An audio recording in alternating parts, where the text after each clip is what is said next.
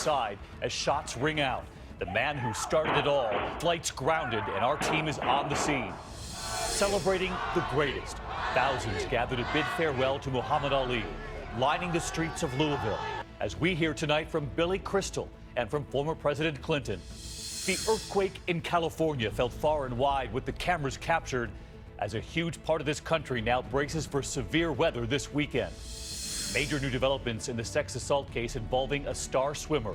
Tonight, the lifetime ban from USA Swimming and the new details revealed right here. And is it an O.J. Simpson bombshell? The new details tonight about the glove. The theory few have ever heard about why that glove didn't fit.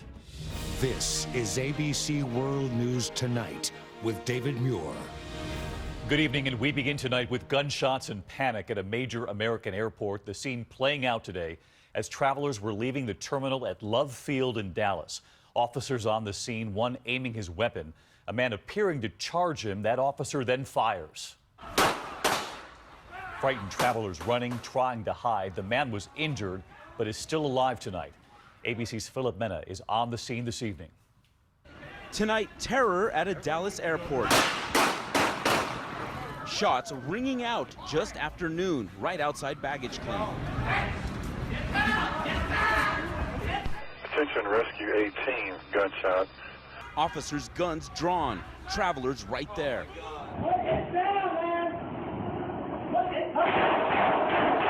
This video showing the suspect get back up and appear to charge at police with a rock.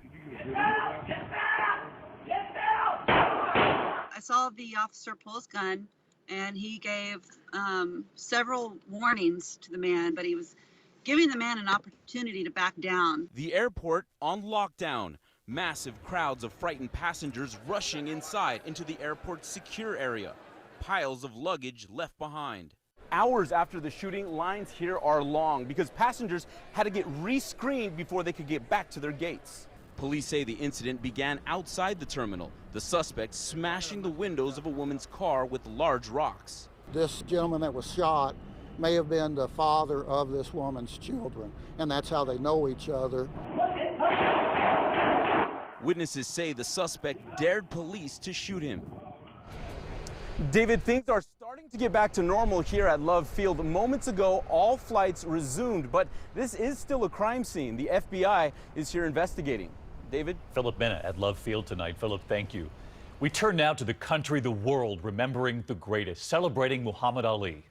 Crowds lined the streets of Louisville for the champ's final journey late today. His wife Lonnie giving a powerful tribute. Some famous faces offering their own stories of the boxing legend, Billy Crystal with his trademark humor, and former President Bill Clinton among them. Nightline anchor Byron Pitts is on the ground in Louisville tonight. It's been a send-off fit for a king. Louisville's beloved son is home for good. The streets lined with old classmates, the curious, from those who knew Cassius to those who came to adore Ali. Kevin Wilcox from Raleigh, North Carolina, drove 8 hours overnight just to be here, just to get a glimpse. Well, I got to come see Ali. I've always admired the guy. You know, it doesn't matter what color you are. It just matters who you are and what you bring to the table. He's from here, and he touched everybody. Sandra Rondo Marshall, a childhood neighbor. What kind of kid was Cassius Clay? Very braggadocious, but nice, real nice guy. And at the memorial, among the famous, the powerful, Ali's wife, his children, speaking to the more than 15,000 in attendance. You know, if Muhammad didn't like the rules, he rewrote them. His religion, his name, his beliefs were his to fashion, no matter what the cost.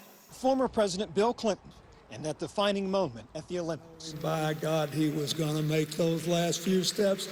No matter what it took, the flame would be lit, the fight would be won, the spirit would be affirmed. I knew it would happen.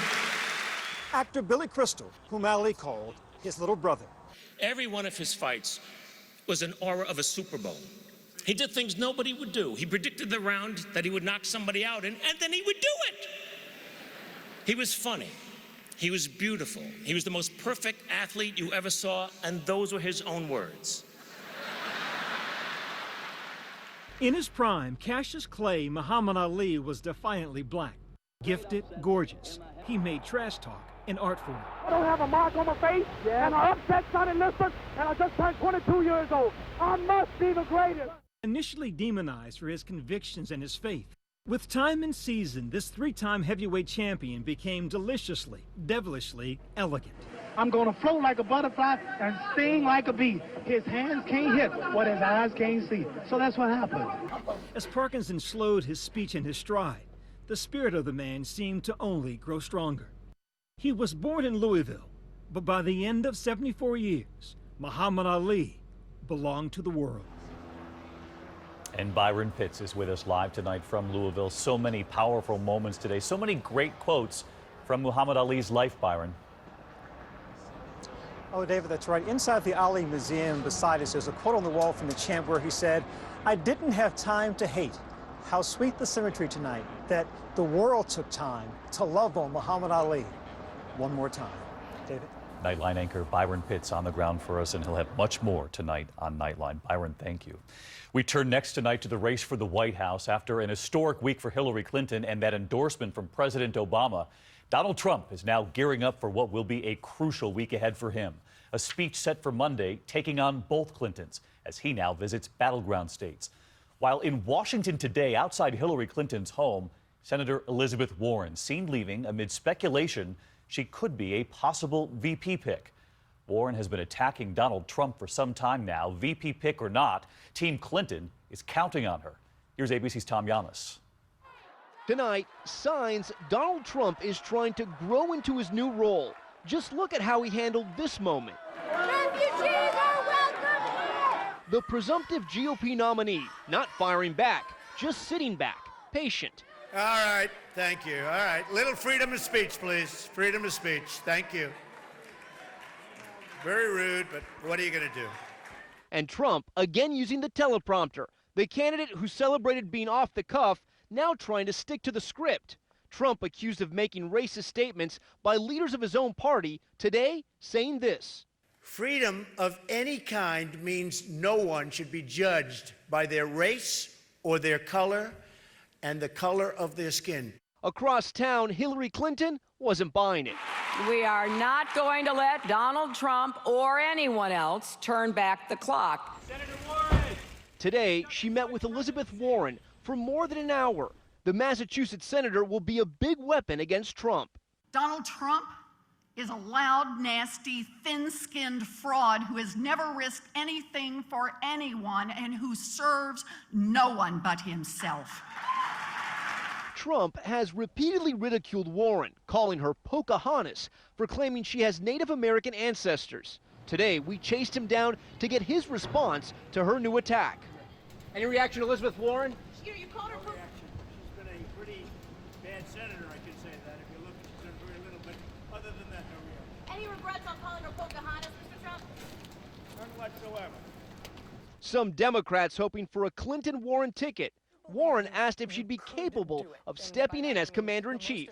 I want to know if you think you could be. Yes, I did. Senator Elizabeth Warren. And President Obama now getting ready to hit the campaign trail, sounding bullish on the state of the race. Do you think the Republicans are happy with their choice? We are, but I don't know how they're feeling. Tom Llamas joins us tonight from Washington. And Tom, Hillary Clinton seen there in your report, meeting with Elizabeth Warren today. It was a private meeting. Any details emerging from inside the Clinton home? Well, David, we do know that both women talked about teaming up to beat Donald Trump in November. But when they were asked by reporters if they're going to be running mates, both women dodged that question. David? The speculation continues. Tom, thank you. This comes amid an ABC News investigation tonight about a donor to the Clinton Foundation. And this question: how did he end up on a sensitive government advisory board dealing with nuclear strategy, even though he had no known experience in that area? Named to that board while Hillary Clinton was Secretary of State. Here's ABC's chief investigative correspondent, Brian Ross.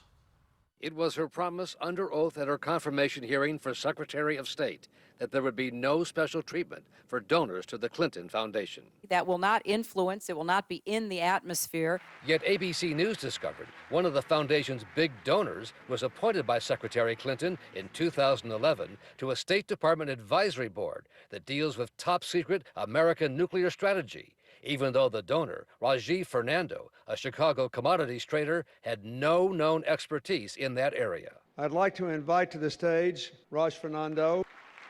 What Fernando was known for before and after the appointment was raising and giving hundreds of thousands of dollars to Democratic campaigns and as much as $250,000 to the Clinton Foundation. ABC News, you have just a second to talk here. When we approached Fernando at the 2012 Democratic Convention, How did you get appointed to that board? Can you talk about that? How do you know my name, out of curiosity? he became upset, and we were threatened with arrest. Management vetting the property will be arrested. I'll be arrested for asking questions of this man? But now, a new set of State Department emails, obtained after a lawsuit brought by Citizens United, reveals the role of Hillary Clinton's Chief of Staff, Cheryl Mills, in appointing the big donor. In this email, a senior state official uses the shorthand S, a common reference to Secretary Clinton. The true answer is simply that S staff, Cheryl Mills, added him. Raj was not on the list sent to S. He was added at their insistence. The emails also show that when ABC News began asking questions in 2011, Mills asked that the press officer stall for 24 hours. The very next day, Wjla Fernando submitted his resignation from the sensitive government board. Today, Donald Trump attacked Clinton over our report. They all looked. They said, where did this guy come from? He made a contribution of $250,000. All of a sudden, he's on this very important and vital board. David, the Clinton campaign declined to comment on our story today. As for Fernando, he continues to raise big money for her campaign and has given more than $1 million to the Clinton Foundation. In fact, he'll be one of her superdelegates at next month's convention. David? Brian Ross covering both campaigns for us. Brian, thank you. Next tonight here to new details now emerging in the sexual assault case that has sparked a national conversation and debate. The star swimmer has now been banned for life from USA Swimming. The court's releasing hundreds of pages of new documents. It comes as boxes full of petitions were delivered to a government office late today, calling for the judge to be removed after that 6-month sentence. ABC's Matt Gutman is in California.